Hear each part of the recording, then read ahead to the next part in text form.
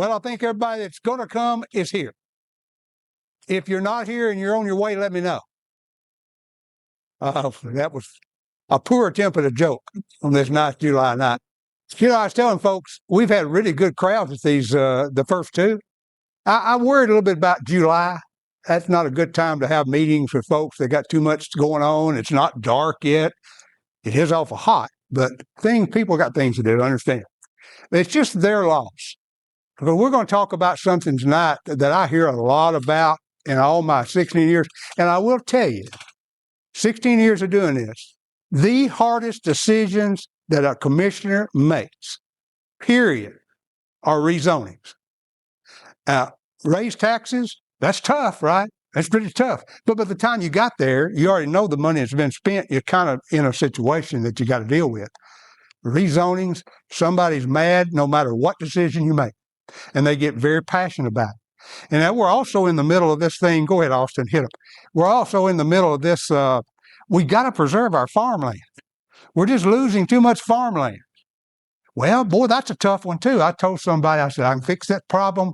The mayor's in here somewhere. We can fix this next week. Take us a week. We can pass a resolution that you cannot subdivide of anything greater than 4 acres. We'd be killed in a week. Because what we're doing is we're telling somebody what they can do with their land and what they can't do. And that's the last thing people in Franklin County want. They may say they want it when it's not theirs, right? I want everybody else to preserve farmland. But when it comes time to sell mine, I want the top price. So I don't know what the answer is. I really don't. I have some ideas on maybe how to get there, but boy, this is going to be a tough one. But that's kind of what we're talking about tonight. So what it is, this is the third workshop. I call it Managing Franklin County Growth. Then I'm also going to touch on the 27 budget. We did approve that a week or so ago.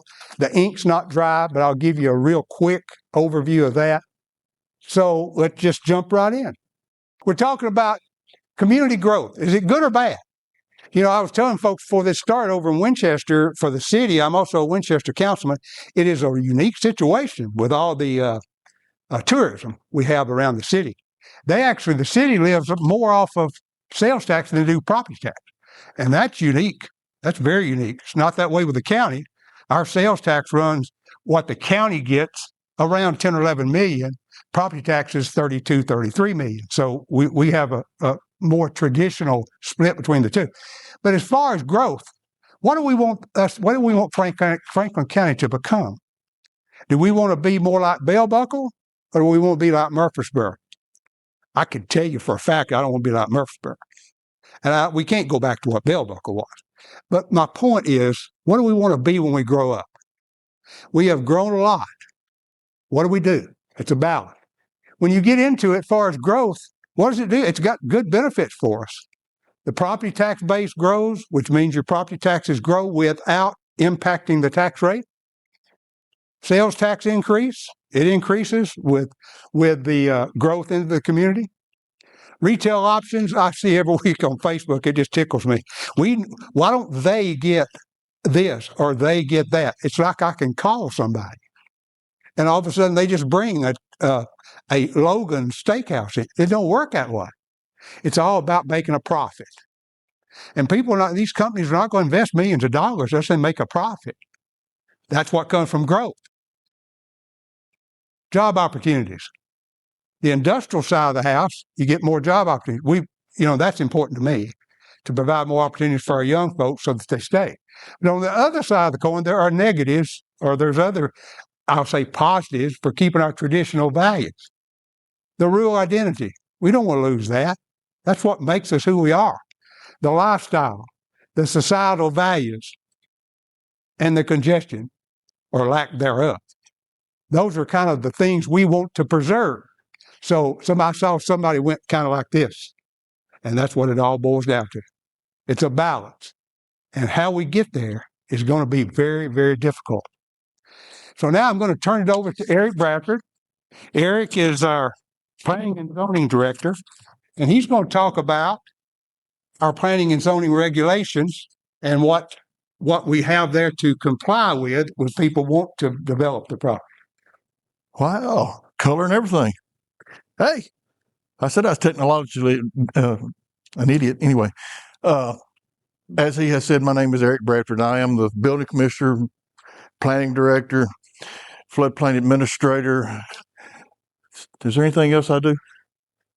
Anyway, that's the $5 title that I've got that goes behind my name. Anyway, tonight, Mr. Eldridge asked me to speak a little bit about the zoning regulations and how we come about decisions that we do in the planning department and as far as that's the building permits and such as that.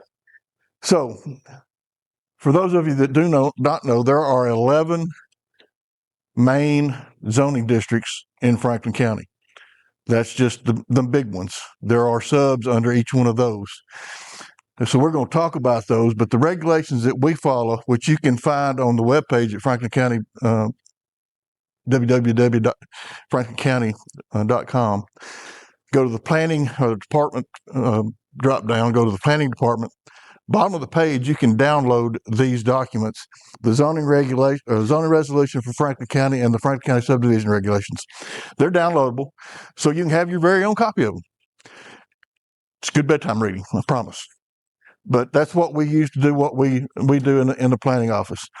So we'll get into the residential districts, the zoning for residential. First of all, we've got R1, which is single family. That's the most restrictive zoning district that we have for residential.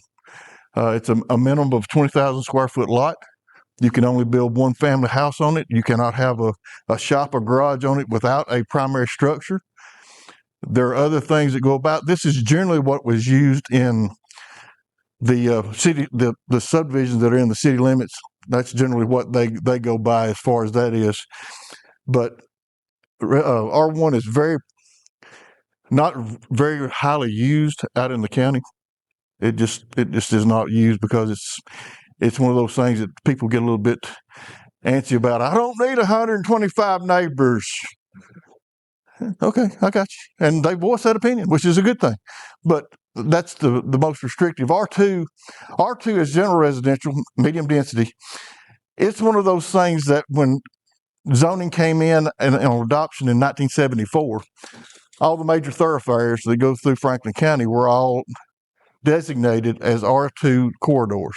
So that takes Highway 130 back toward Tullahoma, Highway 127 out toward AEDC, Highway 41 going toward Estill Springs and Tullahoma, Highway 64 going down toward Huntland, 64 toward Cowan. Those major thoroughfares all are R2 corridors. Now, there are places within those corridors that have been rezoned. Some of it's primarily commercial. I don't think there's anything that's been done as far as R1 changing R2 to R1, but there are a lot of commercial because of the access that there is for the corridors. So that's another thing. We'll get to that in just a little while. Then there's R3, which is rural residential. That's generally what, if you live out in the county, that's generally what you live in, or agricultural, which personally I live on an agriculturally zoned district where my house is. But those are the three that are residential. Now, within those, we'll talk about some of the subs that are in there after we go through a little further.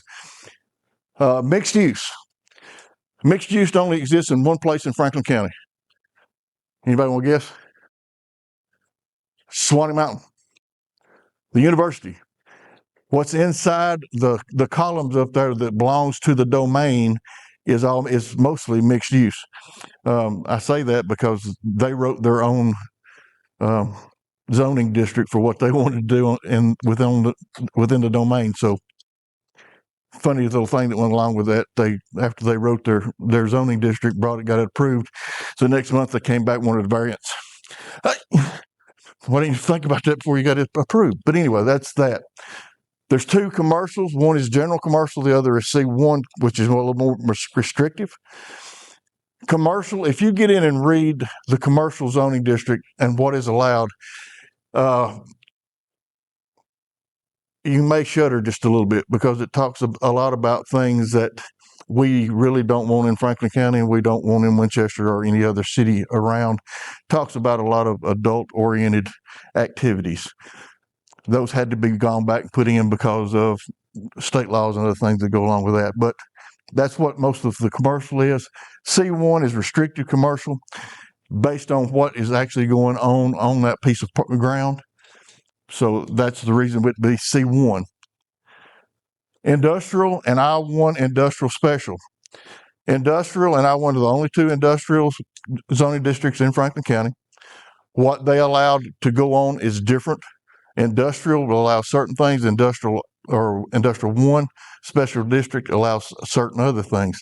Now, all of the zoning districts overlap in some ways. Mostly speaking, whatever can go on in industrial can go on in industrial special district, I-1. I-1 is just a little bit more restrictive about what can happen. It can't go on in industrial. The other thing, or agricultural districts, there's A1, A2, and A. We get a lot of calls from real estate agents. Is that A1 or A2? It's just A. That's what most of us in the rural areas of Franklin County live in. There's a little bit A1, there's a little bit A2. Both of those have restrictions on the property size, what they can be, what they have to be. A2 is a 2-acre lot or 1-acre lot. A3 is a 2-acre lot. That's minimum size. So that's the differing part about it. And the setbacks are a little bit different on each one. Rezoning of property.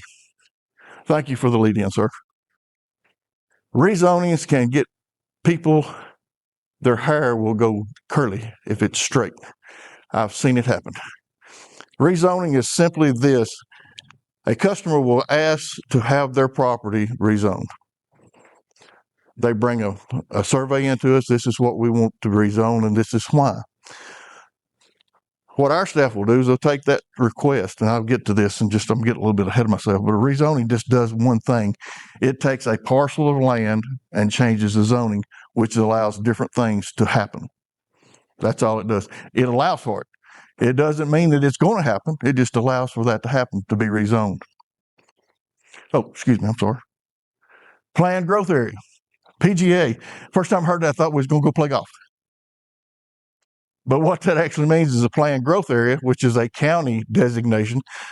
When the growth plan was done for Franklin County in 2009, 2010, there were certain growth boundaries designated by the county and by each city.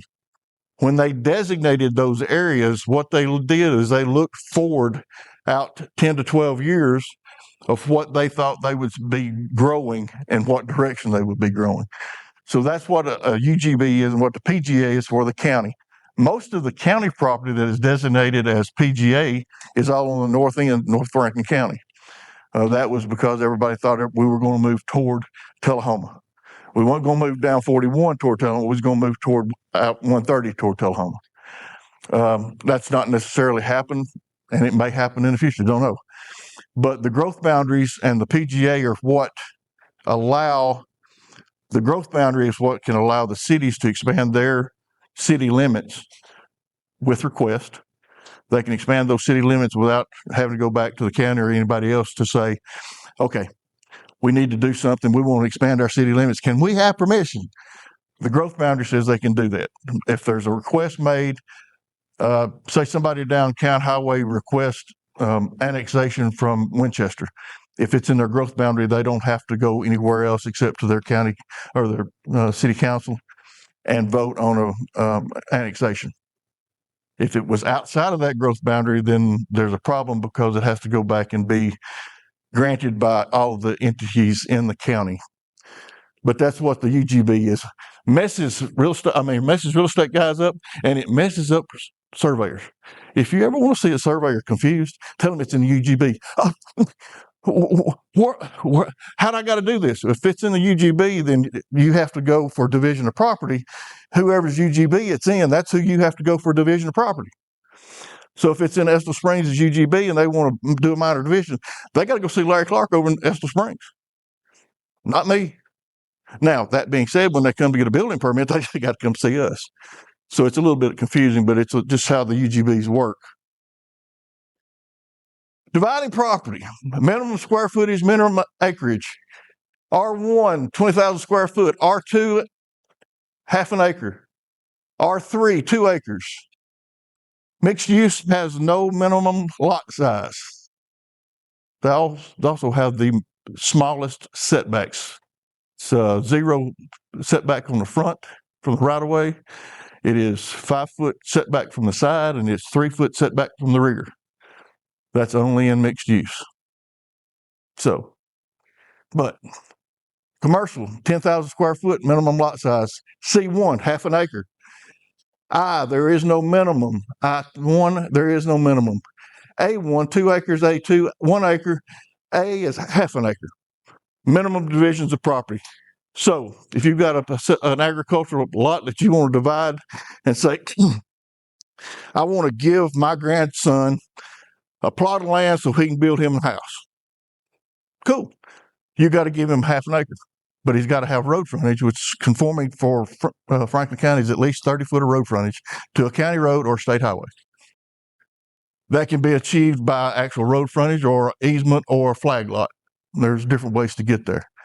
So you want to do that, you've got to give that grandson at least half an acre.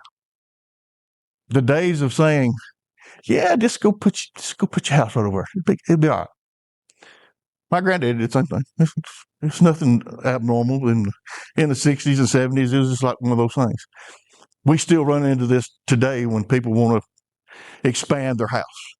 They come in, they've got a 0.4 acre lot. We can't do anything for them. It's a non-conforming lot.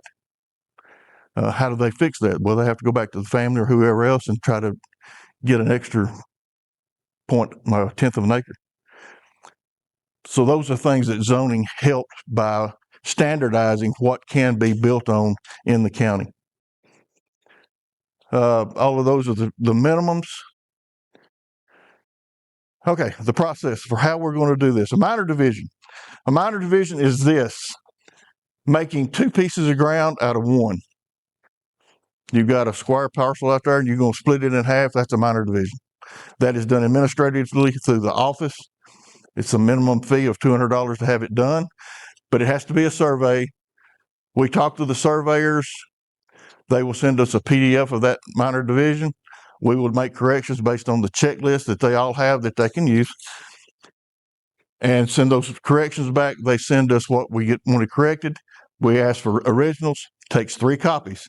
If you have a piece of property divided, do not take less than 3 copies of that division from your surveyor. Reason being, we're going to keep 1. The register of deeds are going to keep 1. You're going to have 1 for your file. I tell everybody, ask for 5. They're not going to charge you anymore. Ask for 5. That way you've got a couple extra. So if something happens down the line, then you've got a wet ink copy to do with.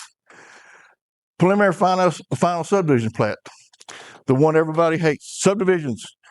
Subdivisions can be as small as 3 lot subdivision, and it can be as large as 200. Here's the magic number when it comes to subdivisions. If it's an agricultural parcel, you can divide that parcel 6 times without rezoning. On number 7, under the same ownership, doesn't matter if it happens this year, next year, 10 years from now. If it's under the same ownership, it has to be rezoned. That's the magic number on subdivisions. We do a preliminary, which we'll go through. We'll inspect it. We'll look at it. We'll make conditions on each one. It goes to the planning commission. They can add or delete any of the conditions.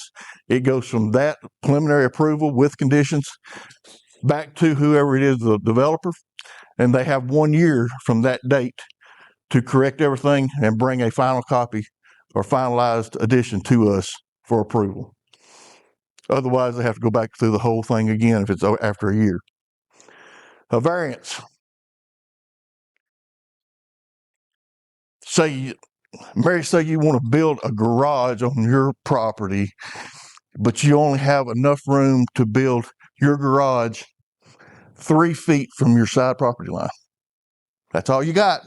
You need a garage, you need more storage, you got stuff. So what you do is you have a survey done where you're going to spot that garage. That survey, you bring that in, you do an application for a variance. It goes before the Board of Zoning Appeals. And if they deem it necessary for your shop to be allowed to be 2 foot closer than it should be, then they'll grant a variance. A variance does not stay with you, Mary. The variance stays with the property. It is a deed attachment. Once a variance is granted, it is recorded with the registrar's office and it stays with the property forever. Use permitted on appeal is for people who like to do limited commercial activity in an agricultural zoned area. It could be anything from a distillery, barbershop, auto mechanic shop. We've had a lot of different requests for UPOAs. The biggest one we get right now is cell phone towers. Cell phone towers are use permitted on appeal because it's written into the zoning resolution what can be done as far as cell phone towers. They usually do a 4 collator when they have them initially approved. After 4 locators, then there's whoever comes in number 5 has to go before the board for use permitted on appeal for an expansion of that use. So that's one thing. The rezoning request is that it's a request. Just because a property is rezoned does not mean something's going to happen derogatory to that piece of property or to any property sitting beside it, connected to it, in front of it, or on the way to it. It is simply a request that's been made by a property owner to change the zoning district and designator from whatever it is now to what they are looking for in the future. I'll give you an example. We had a parcel come in that wanted to be unified from most of it was already R2. There was like 1 1/4 acres off of a 9 acre tract that wanted to be rezoned to be unified to R2 completely. All the applications were made. The survey was made, went before the board to the planning commission, was passed by the planning commission because it met all the restrictions from the zoning resolution. Went to the county commission, and there were enough people that did not want it or did not understand what was going on that it was denied the rezoning. There were people that came after that and said, I thought it was rezoning the whole property. No, it was just rezoning that portion to unify it from, there's a little piece of agriculture back there. Want to make it R2. So it really didn't do anything. Just kept from them expanding any kind of building. They can only build one structure on that. But anyway, those are the things that happen with rezoning. Process, minor division, property to be divided into 2 tracts, survey prevents survey of property to staff review survey for errors based on checklist and zoning resolution. All of this is downloadable on our webpage. Everything that we use to do what we do is there. Survey is signed by staff and planning commission secretary, then recorded with the register of deeds. That is one of those things that has not always been when the people have done a minor division, and we find it a lot. They forget to record that minor division. My deputy said it's like this. It's like taking a football at the 1 yard line and running it 99 yards and stopping and putting your knee down. You had the glory, you stopped a yard short.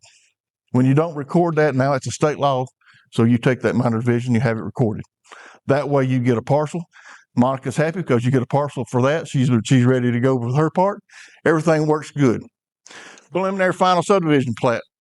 Surveyor presents survey of property to be subdivided to staff. We review the plat for errors based on checklist and zoning resolution and the subdivision regulations. We prepare a staff report for the planning commission. Planning commission approves or denies the subdivision with conditions for final approval based on the zoning resolution or subdivision regs. Based on those 2 regulations that we have to work with is how they make their decisions. The planning commission is there to make sure we did our job correctly. If we miss a statute or something, then by all means, they will take it and deny it based on that. And we're not perfect. Plat is signed by the planning commission secretary, then recorded with the register of deeds. That's always the last step. Once it's signed, we go record it. A variance. A citizen applies for a variance. Surveyor surveys property for requested variance. We have to know what you want. If it's agriculturally zoned, it's 40-foot front, 40-foot rear, 20 foot on either side. If you need to be closer than any of that, it has to be surveyed so we know exactly how much. We've had them as little as a foot and as much as 17 feet from variance. That was approved by the Board of Zoning Appeals. Based on the zoning resolution, those approves and denies requests based on the zoning resolution or subdivision regulations.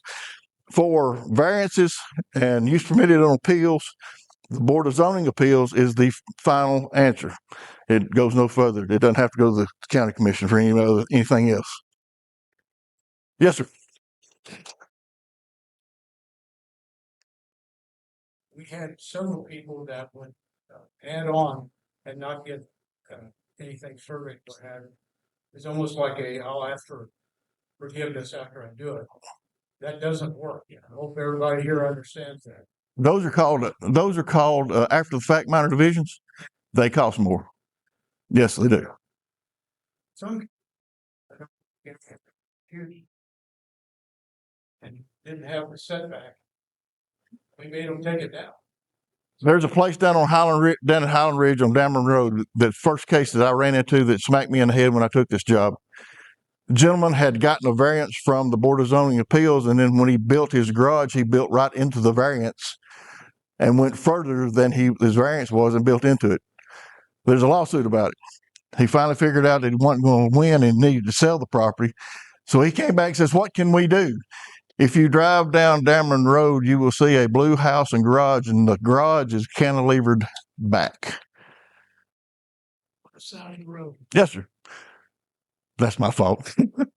I'll take credit for it, or I can be blamed for it. Either way it is. But he cantilevered his garage back to where the variance was granted. What's above does not make any difference to us. What is below or what's in the ground is what does that. That's how it is. I mean, that's what the setbacks are based on, is what's in the ground. Rezoning request. Citizen or company presents survey and application for rezoning request. We prepare a staff report based on the zoning resolution for requested action. Planning Commission votes to approve or deny requested action based on the zoning resolution. Rezoning request is forwarded to the County Commission for final approval or denial based on zoning resolution. It makes no difference how the Planning Commission votes, yay or nay, it still goes to the County Commission. They are the only entity that can change ordinances in the county, and zoning is an ordinance. They are the last say on that. Frank County Commission has final decision on any rezoning request. That is the end of my pretty little presentation. Are there any questions? Yes, sir.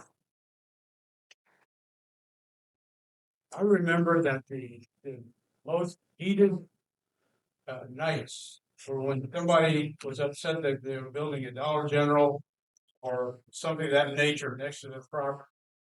And the thing people don't understand, I think, about planning and zoning that's really important here is that one time we denied sending anything to the commission, or we did get a second to approve the going to the commission. And what people don't understand is there's a list of things that the applicant has to do, and when they've checked off every box, if the planning and zoning doesn't approve it and send it on, the county can be sued for that. There's an interesting point to that, if you don't mind, sir. The county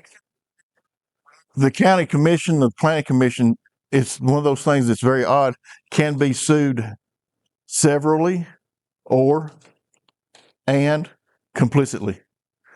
So that means any individual member of the commission or county commission can be sued on their own, as well as the entire board complicitly. Second on the Dollar General, Mayor Stewart at the time called me the next day and said, "Hey, you set us up for a lawsuit. This has to come back to you guys again, and you have to send it on to the commission." Just so people are aware that there's a list of things you have to do, and they check them off, gotta go. Okay, thank you, Eric. Yes, sir. Um, you all for your attention. Gonna get mic'd up here a little bit. I'm going to come back to your point there, David. Just one of Eric's slides. The Franklin County Commission has final decision on any rezoning request. You're exactly right, Eric, but it's not final. Any decision we make can be taken to court, and we have to defend that, or we suffer liability. So the county commission's decision is not final in that regard. From the county point of view, it is. Once we decide, it's done, but it can be challenged. And that's what I wanted to talk about just a second before I turn it over.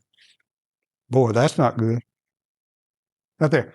The preamble to the regulation he talked about, now there's not going to be a test on here. That's fine print, so I'm not going to stay there long.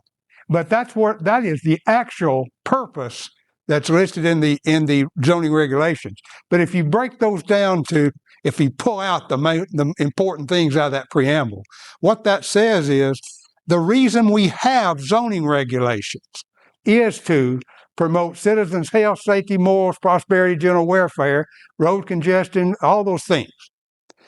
They are very general. How do you promote citizen safety? Well, that's a decision we have to think about when we're looking at a rezoning. And all the regulations that come below it and things like Eric's talking about fold right back up to these objectives. But they're very subjective, that's my point. And the law gives us pretty broad authority to make these decisions based on those regulations. But again, they're challengeable. Is that a word? They can be challenged. And where they can be challenged is if we got to be consistent with the local zoning resolution, and we have to be fair, rational, and non-arbitrary. Boy, that is made to order for a court, isn't it? The lawyers will tell us, and I think they're probably right, if a group of citizens shows up at the meeting and they don't want this rezoning to happen, that is not grounds to turn it down. That is not legal grounds to turn it down. It has to be in compliance with our zoning regulations. And there's a word in there that's really important. It's called compatibility. If that zoning is compatible with what's in the surrounding area, we don't have much grounds to turn it down. If we do, we're putting the citizens at risk of being sued and having liability. So there's pressure in those decisions. The reason I told you from the very get-go, it's the toughest decisions that the commission makes, because you can make nobody totally happy, and you've got to protect the citizens from that liability. Very important. So what I say, they're subjective. Boy, don't let me get off on this one too far, but a good example is the quarry. And it was a very emotional decision. But most people don't know that there was a lawsuit back in the early 90s against the county about a quarry.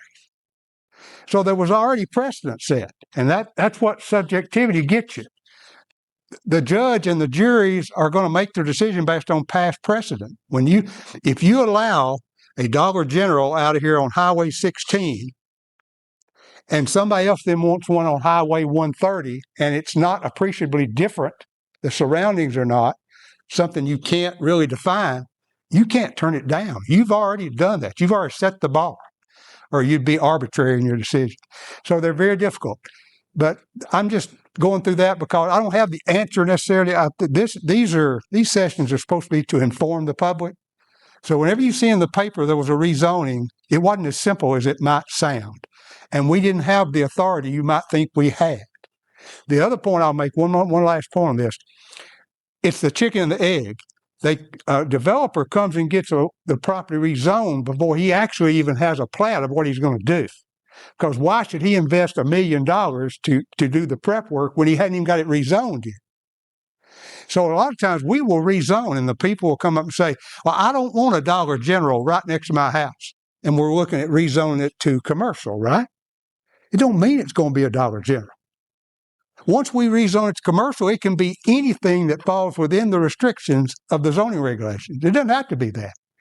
I remember we approved one time out on the AEDC road as storage buildings. And now it's Genesis fiberglass.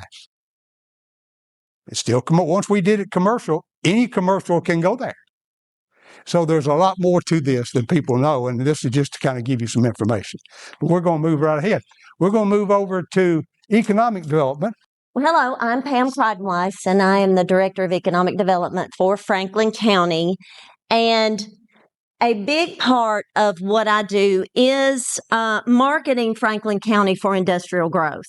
Now, my position historically was called the Industrial Recruiter, and they changed that title. It doesn't change a lot of what I do, but the biggest part of what I do is really supporting industry that's already here. And it's very important. They are our largest employing sector in the county, over 4,000 employees. So we want to support them. We want to keep them whole. You know, if they leave, we'll be in trouble. So while I am looking for new industrial growth, that's not my number one priority. And I wanted to show this because when a potential industry comes in, this is the first slide I show them in the presentation. Because look at that. We have a great county. We've got all these things to give, quality of life. I want them to see that because that's what's going to sell our county. But those are also the things we want to protect. And one of the things that I want you to be sure of is that Mayor Guest wants to protect it. Your commissioners do. I know the citizens do. You know, we don't want to become Murfreesboro. But one of the things that we have to be aware of is growth is coming. Tennessee is growing. It's coming. We want to try to control it. We want it to be what's going to be good for Franklin County. And so that's what I try to do. And I'll go into some of how we even come to apply for some of these projects. You know, we don't apply for everything that comes through. There's things that come through that are not going to be good for Franklin County, and we don't want that. And so we don't. But if we don't try to bring some good things in, then we're going to get whatever decides to come, right? We can't stop things if there's not a resolution, right? If it's a legal business, we can't stop it. So we want to try to get things in here that's going to fit Franklin County. So this is my team, right? You've got me, you've got all the cities in here. You've got, I should have put the Franklin County Chamber on there because they are also part of the team. While I look at mostly industrial, you've got the cities, especially Winchester, that focuses on bringing in retail. Right? And then you've got the Franklin County Chamber, which focuses more on the small businesses. And, you know, we want that too. The small businesses are a huge part of our economy. And if you think about it right now, if every small business we knew closed, what would we do? Right? We would have Walmart. And maybe some industries, and that would be about it. So we want to support all the businesses in Franklin County. And so my focus is mainly on industrial, but we are all a team. I support the chamber, the Winchester supports us, Estill supports us, we support them. So we are a team, and we do communicate and work together because what's good for any one of those towns is going to be good for all of Franklin County.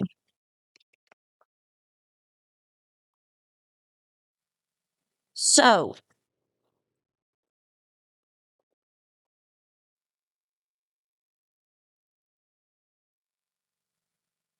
and any growth does this, but industrial growth, when it comes in, every job that is created, David said it a little while ago, it strengthens our county services, our roads, our schools, long-term stability. But anytime a job is created, that is more sales tax that's going to happen, property tax that we're going to get, which is going to be good for everything in the county. So all of these reasons are why it's important. And And I don't need to sell you on Franklin County. I know everybody in here loves Franklin County, and that's why you live here. But I do have to sell this to the industries when they come in, especially when we're in competition with maybe a bigger place like Murfreesboro. We don't quite have the workforce that somewhere like that has. But when they see everything we do have, we've got a lot to offer, and we can support a good industry. And that's what our goal is. So most of the leads that I get actually come through the Tennessee Economic and Community Development Department. They send out what is called an RFI, request for information, and it will give us a little snippet of what this business is. I don't know the company name. I know a little bit of what they do. It might say that they are an aluminum extrusion company. Well, I have to go Google. What is that? But it's like, is that something we might want here? And I talked to the mayor and we discuss it and we decide, is it something we want to try to apply for? It'll tell us what they do. It'll tell us how many jobs, roughly, that's going to be for the county. And then it gives us a pay scale. Now, it's an average, but if it's 75 jobs and the average is really high, then those are high-paying jobs, right? And so that's what we want. If it's going to be 500 jobs and we can tell they're going to be $15 an hour, we don't want that, right? We want jobs that our kids can grow up here, go to school here, and work here and support a family here. And so that's what the goal is. So it starts with Tennessee Economic Development and TVA. TVA also has a huge economic development department. And they put a lot of money into helping counties like us recruit in good jobs. Of course, that's a good customer for TVA. So the industries that we are looking at, we want quality wages. That is really the number one thing. But environmentally responsible. There's a lot of them that come in and you can tell it's a chemical plant. We don't really want that here, right? We got lakes and streams, and we want to be as environmentally responsible as we can, right? We want good jobs, but not at any cost.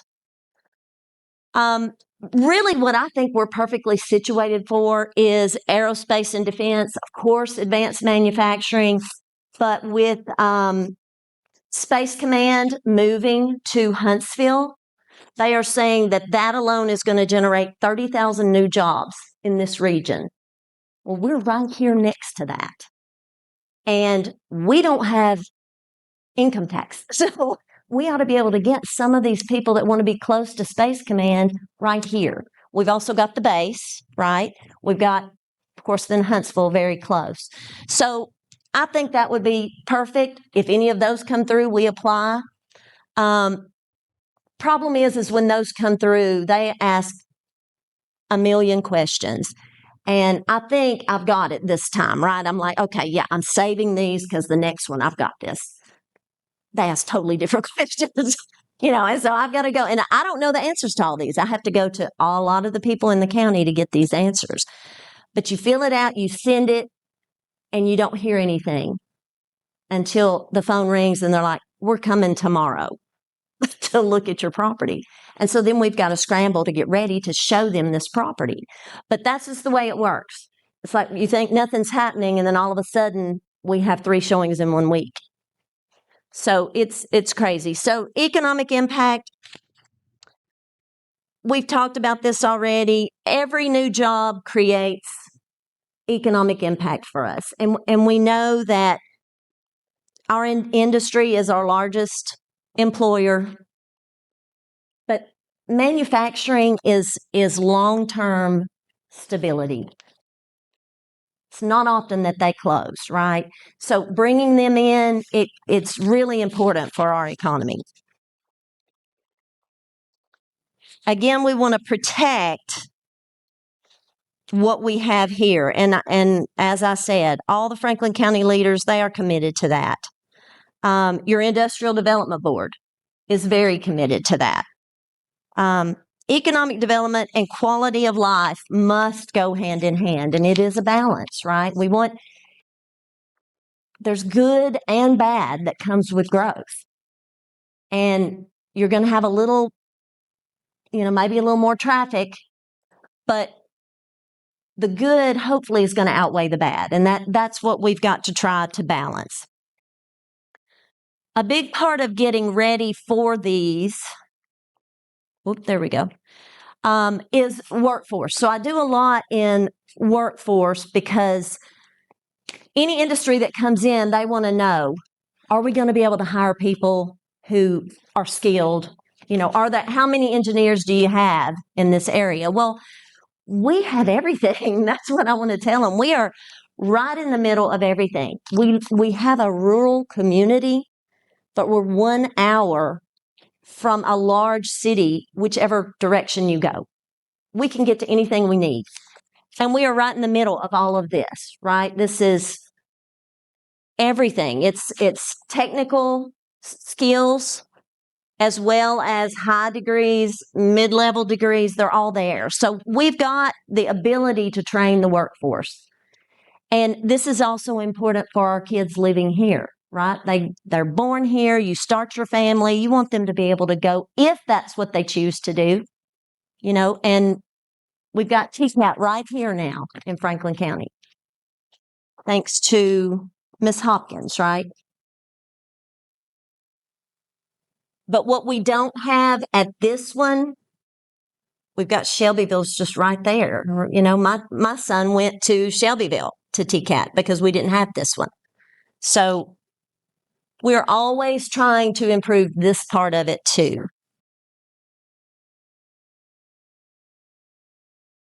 I do want to talk a little bit about the recruitment process. So one of the things, once I do fill that out, the RFI, and they come back and they want to look, that usually takes two or three times.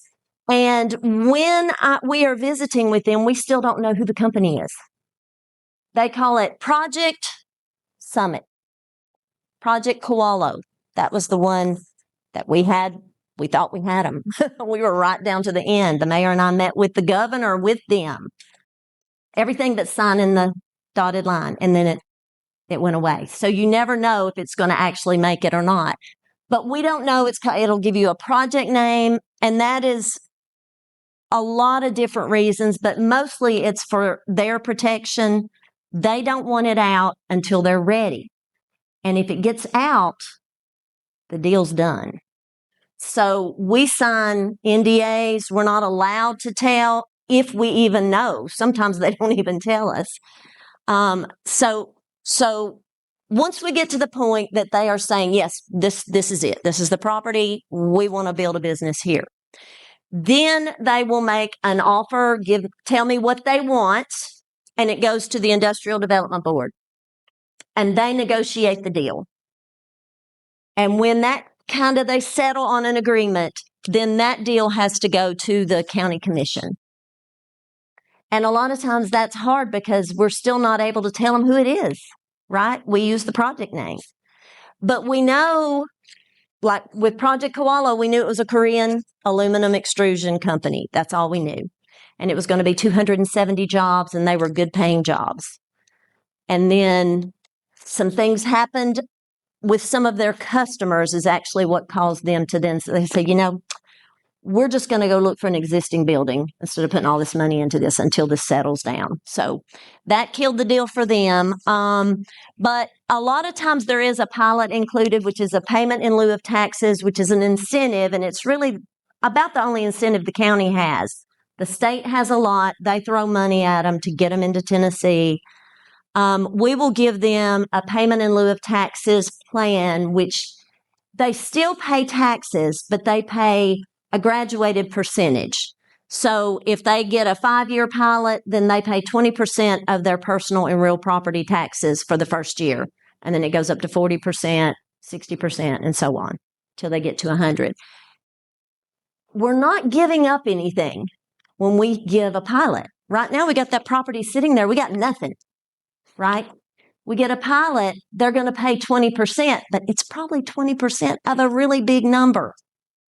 right? And it helps them recoup some of their expenses for building their company here. So it's a win-win. It really is.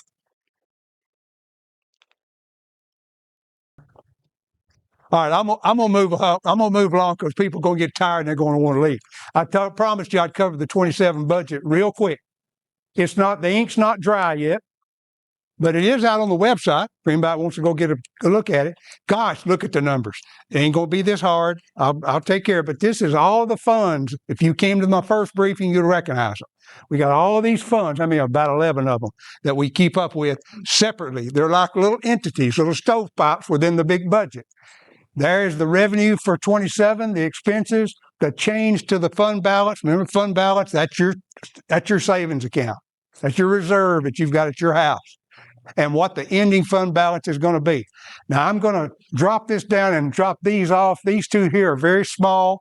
They're very specific. They have their own funding source. They spend what they come in with. They spend what they get. But it's very small. These two are federally funded. They are self-sufficient. Whatever money comes in from the government, that's what we can spend. We can't spend on anything else. It's very isolated. So we're going to go to these four real quick. That's the four biggies, right? We'll talk to them real quick. It looks like, if you looked at that and you say, well, we're losing like $4 or $5 million there in fund balance. And that's true. If you go back to the other one, you look at the bottom line, totally fund balance is going down $4 million from like $45 million to $41. That would appear to be a bad thing. And I'm not saying it's not, except in this case, it's a little misleading. And I'll talk about that. The school generals got their problem. They got a problem. We've talked about that enough. Losing students, losing state revenue, expenses still going up. Teacher salaries are behind the area school systems in the area, so they have to give decent raises or we can't keep anybody. It's just a real problem. But they're looking at their budget, looking at losing $4 million, 3.6 this year. Now, it won't. I can tell you it won't lose that much. The reason is there were some expenses that we had to estimate before we actually knew what they were going to be. So it's a little high. The expenses are a little high estimated. Insurance is one of them. Sometimes we have to put up something in the budget when we don't even know what the rate increase is going to be. So there's some extra fluff in there that we know. The revenue is going to come in a little bit better from sales tax. We usually budget that at what it was the year before. Very comfortable. It's going to grow $400,000 or $500,000. Very comfortable. Always does. So I think it's going to come in considerably less than that. Don't ask me exactly what, because then the crystal ball, I'd have to pull it out of my pocket, and I don't have it with me. But it's going to come in better than that. We've still got a problem. Still got an issue. The state money of $35 million went up $100,000 or so and change from last year to this year. You can't live on a $100,000 increase on a $35 million revenue. You can't. We need it to go up at least $1.5 million to cover expenses. So we still got a problem. County General, some of that is some capital expenditures we're making this year. Animal control, building a new animal control building out on George Fraley Parkway near the Judicial Center. There's like over $1 million in expenses in that line right here in that number that have just been sitting there waiting to let it start. So that makes that number look bad, but a lot of it's just capital expenditures. Another $300,000. We're going to fix the roof at the Southern Middle Tennessee Pavilion. Did I get that right? The roof's in pretty bad shape, so we've invested or going to invest this year $300,000 to fix that roof. So that number of $893,000 loss is a little misleading. A lot of it's those capital payments. General debt's doing well. We're building money in that general debt fund. That's a good thing. The debt's coming down. We now owe about $53 million right now. Left. That's actually down. It's going good. The majority of that's the two middle schools.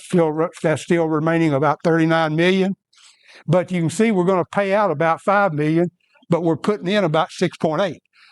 One thing that goes into that fund that has done really well is the interest. We've been able to earn a lot of interest because the fund balance is high. The fund balance is high. Remember COVID, how it flooded the market with money? So the interest income has been really, really good. We've budgeted this year into that account, the 6.8 revenue. 1.9 of that is expected interest income, which is really good. So that fund's doing great. Positions us well down the road of maybe not having to borrow money when we need to do an improvement. It's kind of like a special little savings account we got going there, which is a good thing, right? Highway, boy, they're running thin. The state gas money hadn't gone up. It's 2.83 million from the state, and it hadn't gone up any in 2 or 3 years. It's a flat tax per gallon, and the gas sales are undoubtedly running pretty flat. The one thing that hurt us this year, we lost some money on a state aid grant, lost about $400,000, and that's showing up there in that number. All in all, looks pretty good. But I know we're running a little late, but I wanted to show you this. If anybody came to the first briefing, I look at a lot of health of our finances, and I look at recurring revenue and recurring costs. Grants come and go. Special money comes and it goes. But recurring revenue has to cover your recurring expenses. If it doesn't, you're in trouble. So what I did, I took a look at, for 26, these are our big sources of income. I just pulled the big ones. Property tax in 26 was 32 million. Sales tax. Pilot, remember Pam talked about that. We're still getting a lot of payment from Nissan. Bunches of money. I'm talking 7 digits. So it's still there and it's still doing well. So the pilot brings in a lot of money. Interest income, what I say 1.9 minutes ago. Gas tax, I wish it'd go up. It's pretty flat. But then TISA, that's the school money. So I looked at how much did those main sources of revenue go up for 27. That's how much they went up in this new budget, which is there's the difference and there's the increase. 1.5% ain't enough. If we give a rate, the vast majority of our costs, like something in the neighborhood of 80%, is salary and benefits, right? It's people. You give a 2 or 3% raise, we don't have enough money coming in to cover that.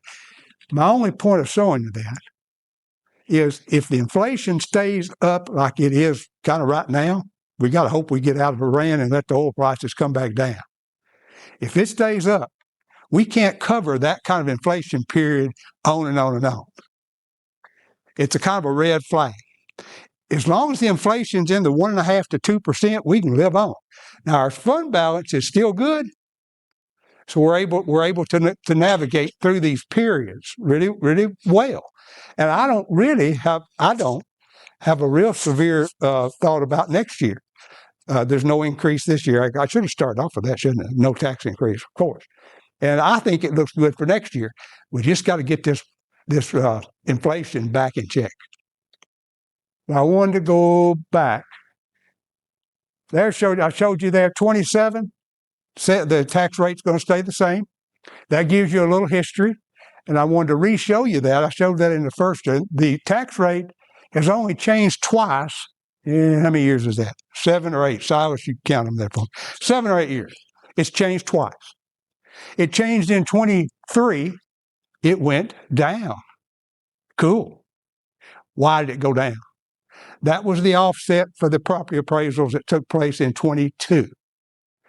When we got the property appraisal back, it went up an average of 53%. Everybody's property did, which meant that yours might have gone up 60, yours might have went up 70, yours might have went up 40. The average was 53. So we lowered the tax rate to negate that increase. We said the taxpayers shouldn't be paying more taxes because of the inflation of the appraisals. Now, a lot of people don't know that, but we did. Nashville, the poor guy, hadn't got enough sense getting out of the rain. He told his people, we did not raise the tax rate. We did you a good turn. But they took every bit of the property appraisal increase. No, he didn't raise the tax rate. He left it the same. We lowered it. Now, why I'm showing this chart, I guess I got my chart to look at. I'm sorry. Next year is the next 5-year appraisal. So in September, when y'all finally come back, if you come back to my next town hall, that's going to be about that 5-year appraisal and what it might mean to you and what the process is, how you can go through appeals. Miss Monica, our property assessor, is going to be here and do it with me. We're going to try to give you a heads up of what's coming with the 5-year appraisal. Any questions? Any other questions or comments? Man, I appreciate y'all coming. I really do. All right, Brandon.